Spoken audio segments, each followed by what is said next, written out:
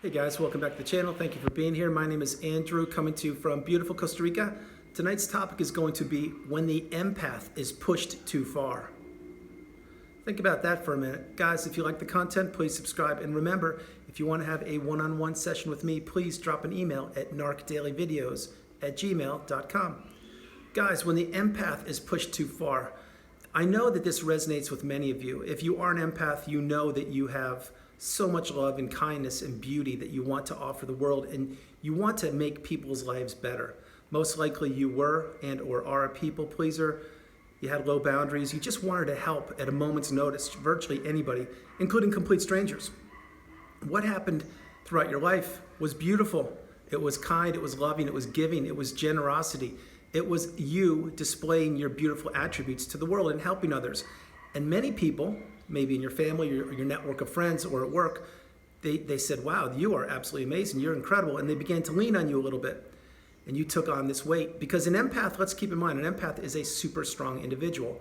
It's someone who does not want to quit. It's someone who does want to always go the extra mile. It's someone that wants to help others. It's the way it works. Now, you've been doing that your whole entire life, and it's been working great for you. You've done absolutely incredibly. And then lo and behold, here comes this person, this individual called the narcissist, who was attracted to you like a moth to a flame. They said, wow, this person, which in this case is you, they're an empath. And empaths are actually rare on this planet. They sincerely are. They really are rare. If you're a real empath, you're rare. Trust me when I say it. Having said that, the narcissist saw this. They saw the beautiful bright light that you possessed, and they said, oh my goodness, this is like a rare opportunity for me. If I could somehow start a relationship with this person in any capacity and get closer to them, I can then do what I want to do, which is extract all of their beauty, their goodness, their empathy, their love, their kindness, all the adjectives I mentioned on the channel. That's what the narcissist saw. They saw you as an opportunity. They did not see you as a mutual human being with respect that they would give and receive. They just said, no, this person, I'm going to wear the mask, I'm going to dupe them, I'm going to manipulate them, trick them, I'm going to mirror back to them everything they want to see in me. And then once I have them ensnared in my dirty web of lies, manipulation, deceit, and destruction, I'll lower the mask, I'll begin to devalue them and look for more supply.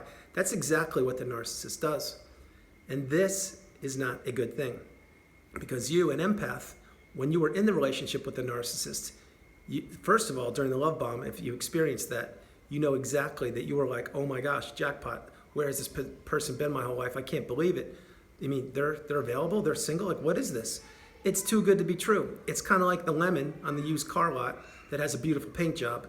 Of course, it's got no engine underneath the hood, but you buy it anyway, and you take a chance, and you can't even get it off the lot, but the money has exchanged hands. You now own the deed to the car. The used car salesman's nowhere to be found.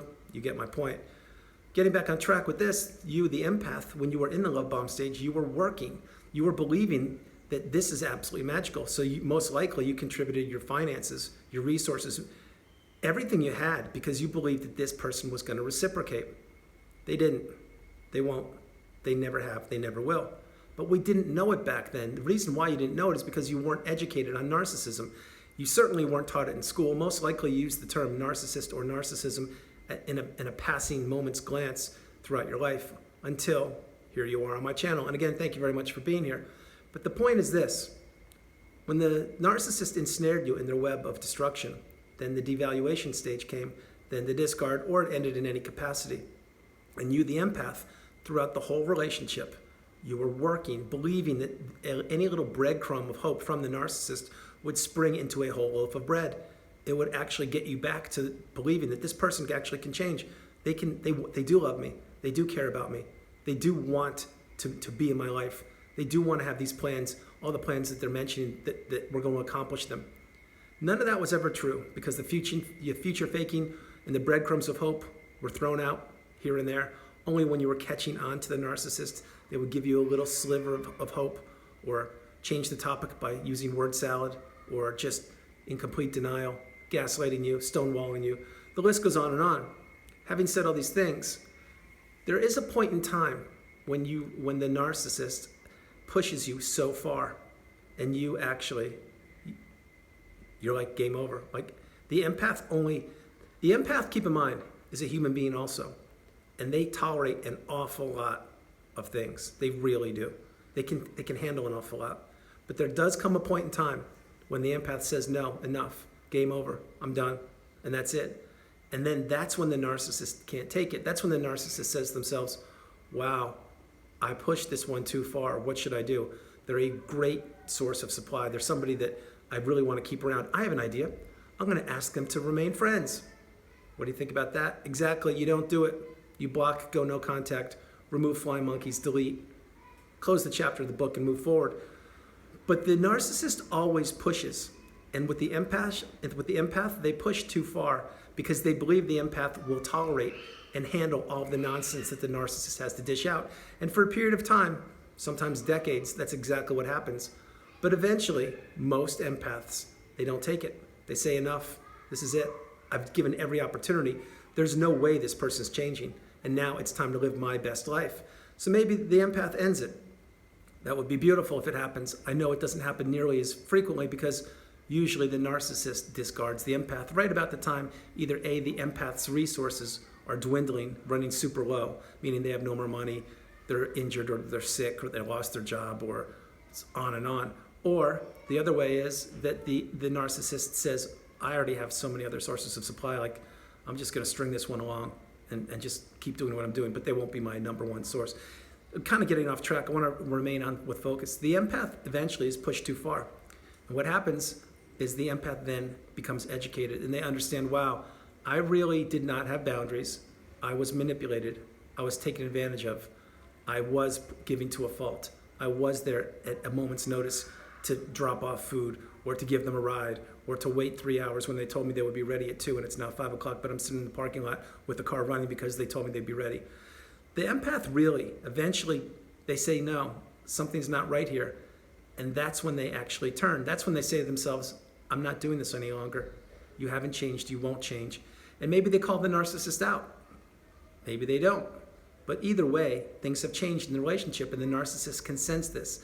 That is why so many times the narcissist will just disappear or they will ghost you or they will end the relationship abruptly when you're getting on to exactly who the narcissist is, which is a narcissist.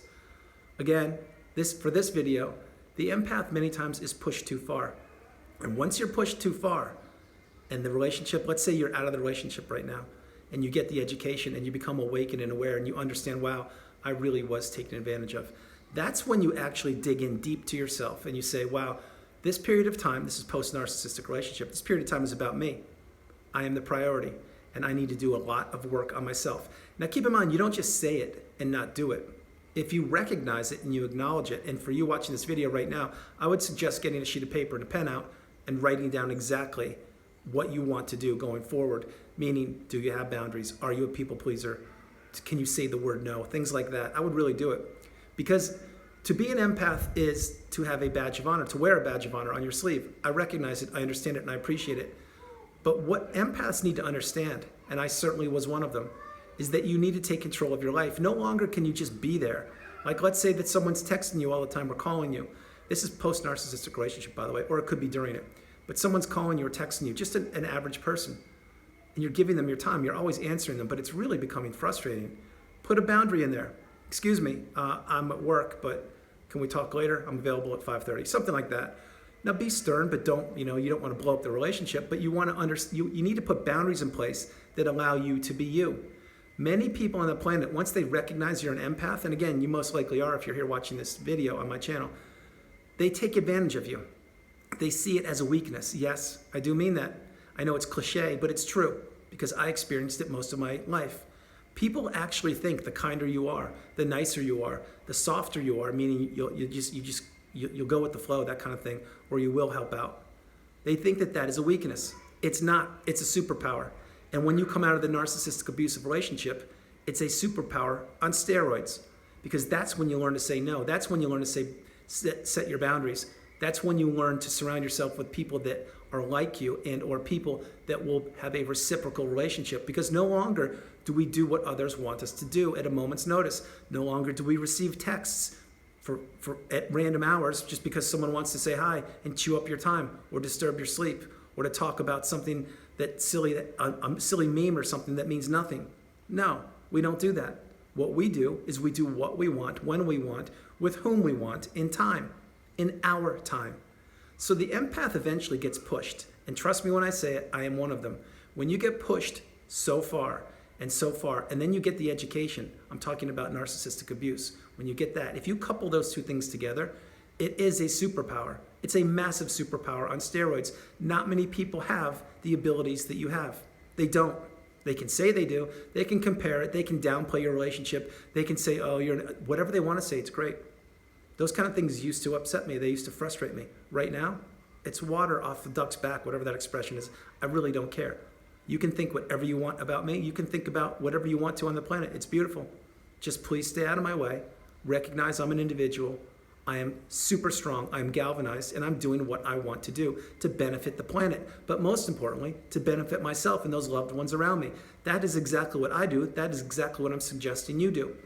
Because being an empath is not a weakness. It's absolutely amazing. Many people would love to have been born an empath. Believe that when I tell you. They really would. But what do? They belittle you. They berate you. They say, oh, you're weak, or they take advantage of you because they know that you're a kind, loving person. And I know you are too. But I'm suggesting put a stop to all that. Maintain your empathy. Maintain your views, your standpoints, but put boundaries in place. Because believe me, if you don't do it now, when will you do it? And we don't want you being taken advantage of any longer than you need to. So if you're like me and the relationship has ended and you are an empath and you've come through the fire and you have the awakening and the understanding exactly what your superpower is, learn to have boundaries. Maintain, grow, adhere to your boundaries, and don't give explanations. Just do what you do. Be strong. Do what benefits you.